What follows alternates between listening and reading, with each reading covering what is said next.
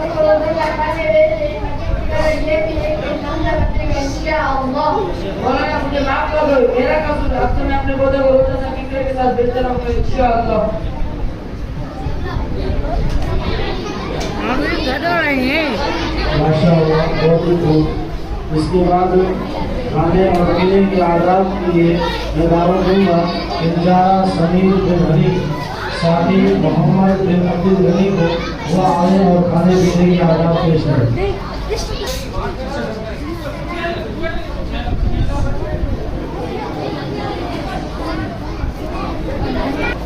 السلام علیکم ورحمۃ اللہ وبرکاتہ. وعلیکم السلام ورحمۃ اللہ وبرکاتہ. آپ کس مدرسے میں تعلیم حاصل کرتے ہو؟ ابھی میں مدرسہ پوری محمد عمر کوٹھی میں زندگی حاصل کرتا ہوں. مجھے پانی کی دوسرے کا لکھ بتاؤ گے؟ جی بھائی میں آپ کو پانی پینے کی صورت طریقہ بتاؤں. پانی نمبر 1 بیٹھ کر پینا. نمبر 2 دائیں ہاتھ سے پینا. نمبر 3 دیکھ کر پینا. نمبر 4 بسم اللہ پڑھ کر پینا. نمبر 5 دال سے پینا.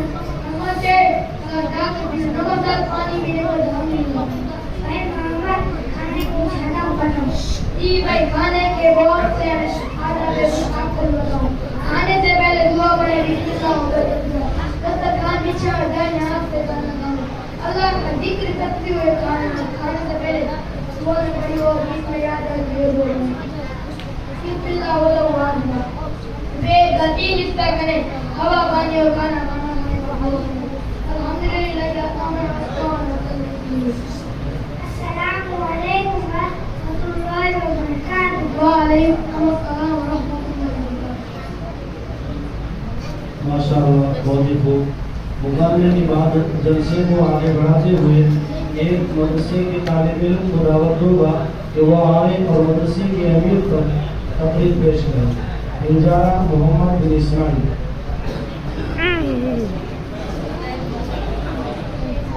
الحمد لله حمدا والصلاة والسلام على من لا نبي بعده. أما بعد وقال النبي صلى الله عليه وسلم خيركم من تعلم القرآن وعلمه. ہمیں دنیا سے کیا مطلب؟ مدرسہ ہے وطن اپنا. بنے کہ ہم کتابوں پر اپنوں کا غرض کرنا. محترم دوستو آج کی اس محفل میں میں آپ کو مدرسے کی کچھ حقیقت آپ کو سنانا چاہتا ہوں. امید ہے کہ آپ بہت سمجھ سنیں گے. مدرسہ ایک بہت بڑی نعمت ہے. آج کے اس پور کی دور میں مدرسہ ایک قیمتی سرمایہ ہے. اللہ نے آدم نے نعمت عطا کی ہے. ہمیں اس سے زیادہ فائدہ اٹھانا چاہیے. علم دین کا سیکھنا اور سکھانا یہ فرض ہے جس سے نماز روزہ وغیرہ درست ہو سکے. مدرسہ ماں کی گود کی طرح ہے. جس طرح بچہ ماں کی گود میں پرورش پاتا ہے اسی طرح انسان بھی یہاں پرورش پاتا ہے. مدرسہ جب لوگ مل کے بناتا ہے مدرسہ بہت سے لوگوں کو بناتا ہے. ہم مدرسے کی عمارت بناتا ہے. ہم مدرسہ ہمارا قد بناتا ہے. اللہ سے تعلق جوڑتا ہے. یہی انبیاء کا کام تھا کہ مخلوق کو خالق جوڑے اور یہ مدرسہ بھی اللہ سے جوڑتا ہے. اسی سے دعوت تبلیغ کے پھول گرتے ہیں. اسی سے اسلامی سیاست کی ساکھی نکلتی ہے. اسی سے تصنیف و تاریخ کے گوہر جگمگا ہے. لہذا یہ مدرسہ منجر ہے. خدا کا خاصہ اس کی جڑیں کمزور ہو گئی. فیدی کا ہر ایک سالہ کمزور ہو گیا. اس لیے میرے دوستوں اور بھائیوں مدرسہ کی قدر کرو. مدرسہ کی قدر کرو. ہم اگر مدرسہ کی قدر نہیں کریں گے تو اللہ تعالیٰ دوسروں کو پیدا کر دے گا.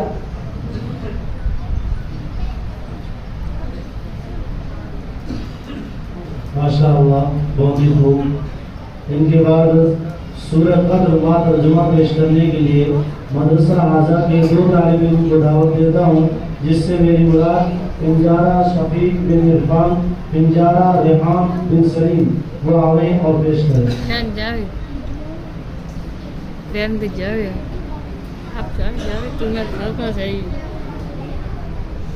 أعوذ بالله من الشيطان الرجيم. بسم الله الرحمن الرحيم.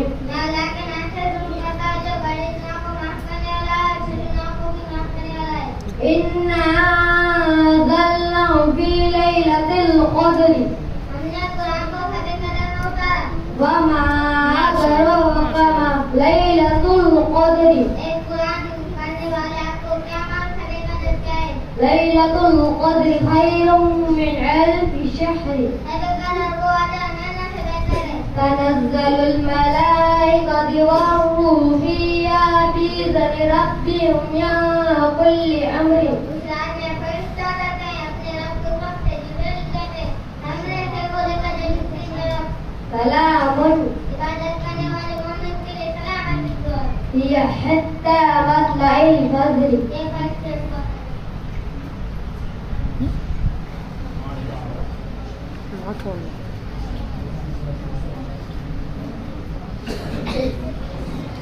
ماشاء اللہ بہت ہی خوب. ان کے بعد دینی سوال و جواب پیش کرنے کے لیے میں دعوت دیتا ہوں پنجارہ اویس بن مبارک اور پنجارہ شہزاد بن سلیم کو وہ آئیں اور سوال و جواب پیش کریں. السلام علیکم ورحمۃ اللہ وبرکاتہ. وعليكم السلام ورحمة الله وبركاته. کفر اور شرک کسے کہتے ہیں؟ جن چیزوں پر ایمان لانا ضروری ہے ان میں سے کسی ایک بات کو بھی نہ ماننا کفر ہے. مثلا کوئی شخص خدا تعالیٰ کو نہ مانے یا خدا تعالیٰ کی صفات کا انکار کرے یا دو تین خدا مانے یا فرشتوں کا انکار کرے یا خدا تعالیٰ کی کتابوں میں سے کسی کتاب کا انکار کرے یا کسی پیغمبر کو نہ مانے یا تقدیر سے منکر ہو یا قیامت کے دن کو نہ مانے یا رسول اللہ صلی اللہ علیہ وسلم کی دی ہوئی خبر کو جھوٹا سمجھے تو ان تمام صورتوں میں کافر ہو جائے گا. اور صرف تو اسے کہتے ہیں کہ خدا تعالیٰ کی ذات یا صفات میں کسی دوسرے کو شریک کرے. کفر اور شرک کے بعد کون سا گناہ بڑا ہے؟ کفر اور شرک کے بعد بدعت بڑا گناہ ہے. بدعت ان چیز کو کہتے ہیں جن کی اصلی شریعت سے ثابت نہ ہو یعنی قرآن مجید اور حدیث شریف میں اس کا ثبوت نہ ملے اور رسول اللہ صلی اللہ علیہ وسلم اور صحابہ کرام اور تابع تابعین کے زمانے میں اس کا وجود نہ ہوا اور اسے دین کا کام سمجھ کر کیا یا چھوڑا جائے. بدعت بہت بری چیز ہے. حضور رسول مقبول صلی اللہ علیہ وسلم نے بدعت کو مردود فرمایا اور جو شخص بدعت نکالے اسے دین کا جانے والا بتایا ہے اور فرمایا ہے کہ ہر بدعت گمراہی اور ہر بدعت گمراہی ہے اور ہر گمراہی دوزخ میں لے جانے والی ہے. بدعت کے کچھ کام بتاؤ.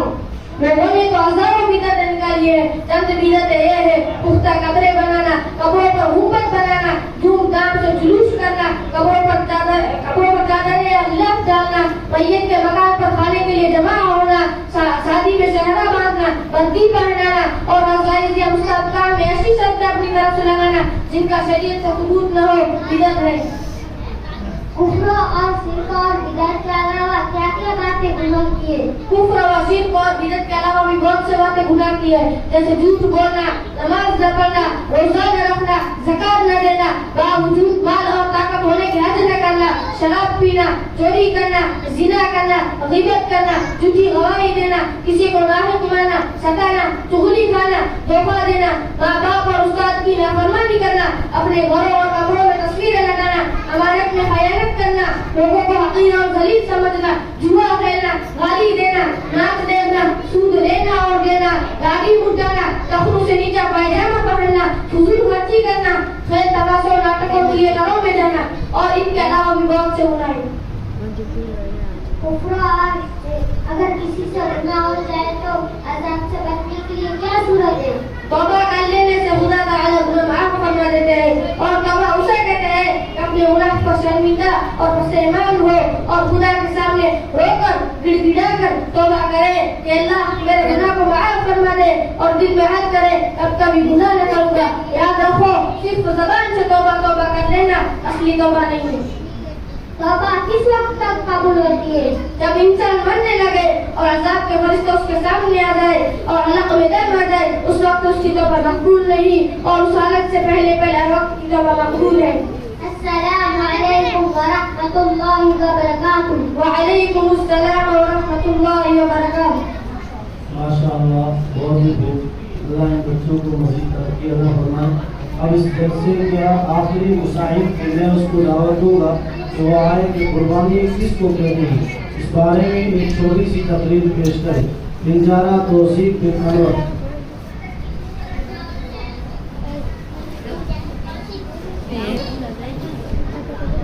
السلام علیکم ورحمۃ اللہ وبرکاتہ.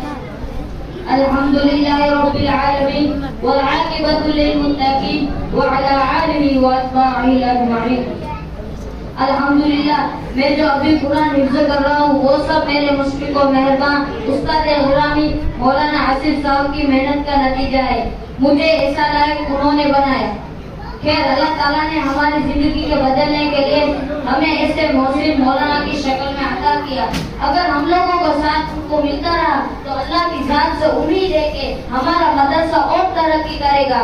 یہ جو مدرسے کے بچے ہیں ان کو ایک ریس میں لانے کی ان کی بہت بڑی قربانی ہے. ہم نے قربانی کے الفاظ کو بہت سنا ہے لیکن قربانی کسے کہتے ہیں میں آپ کو بتاتا ہوں. قربانی قربانی قربانی اللہ کو پیاری ہے قربانی. ہر وہ چیز جو ہمارے جان سے زیادہ پیاری ہوئی ہے اسے اللہ کی راہ میں قربان کر دینا یہ ہمیں حضرت ابراہیم علیہ السلام نے سکھایا ہے. اور نفرتوں کو قربان کر کے محبت کا پیغام دینا یہ ہمیں ہمارے نبی حضرت محمد صلی اللہ علیہ وسلم نے سکھایا ہے. ہم یہی سمجھتے ہیں کہ جانوروں کو قربان کرنا قربانی ہوئی ہے. نہیں, بالکل نہیں, بلکہ ہر ان برائیوں کو قربان کر دینا چاہیے جس کی وجہ سے ہماری زندگی میں پریشانیوں کا سامنا کرنا پڑتا ہے. ہمیں قربانی دینی ہی ہے تو جھوٹ کی قربانی دو تاکہ سچ کا بول بالا ہو. اگر ہمیں قربانی دینی ہی ہے تو اپنے اندر کی چھپی ہوئی سستی اور کاہلی کی دو. اگر ہمیں قربانی دینی ہی ہے تو اپنے اندر گندی عادتوں اور جن حسین چیزوں کی لت لگی ہوئی ہے اس کی بھی قربانی دو تاکہ ہم صحت مند رہ سکیں. اگر ہمیں قربانی دینی ہی ہے تو اپنے جھگڑے غصے فساد کی دو تاکہ پوری دنیا میں امن شانتی قائم ہو سکے. اگر ہمیں قربانی دینی ہی ہے تو وقت کی قربانی دو جو ہم فالتو چیزوں میں برباد کر دیتے ہیں, خاص کر موبائل ہم کافی سارا وقت برباد کر دیتے ہیں تو اس کی قربانی دو. اگر ہمیں قربانی دینی ہے تو اپنے زبان سے نکلنے والی غلط الفاظوں کی دو جس کی وجہ سے کئی سارے لوگوں کے دلوں میں ٹھیس پہنچتی ہے. اگر ہمیں قربانی دینی ہے تو اپنے نفس کی قربانی دو جس کی وجہ سے ہماری زندگی کی راہ بھٹک جاتی ہے. ناظرین, اگر ہمیں قربانی دینی ہی ہے تو ان تمام چیزوں کی دے دو جس کی وجہ سے ہماری زندگی میں رکاوٹیں پیدا ہوتی ہے اور ہماری فیملی کو پریشانی آتی ہے. تمام چیزوں کی قربانی دے دو پھر دیکھنا آپ کی زندگی کس طرح خوشگوار بن جاتی ہے. وآخر دعوانا الحمدللہ رب العالمین.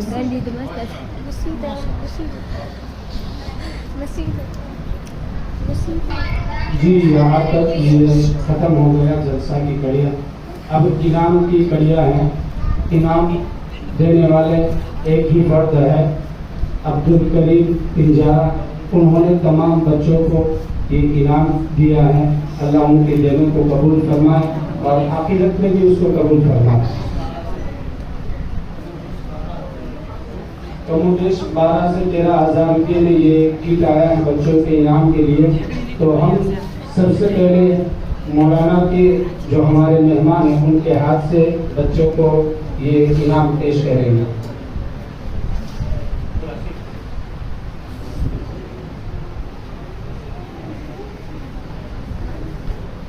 السلام علیکم ورحمۃ اللہ وبرکاتہ. میں مسعد صاحب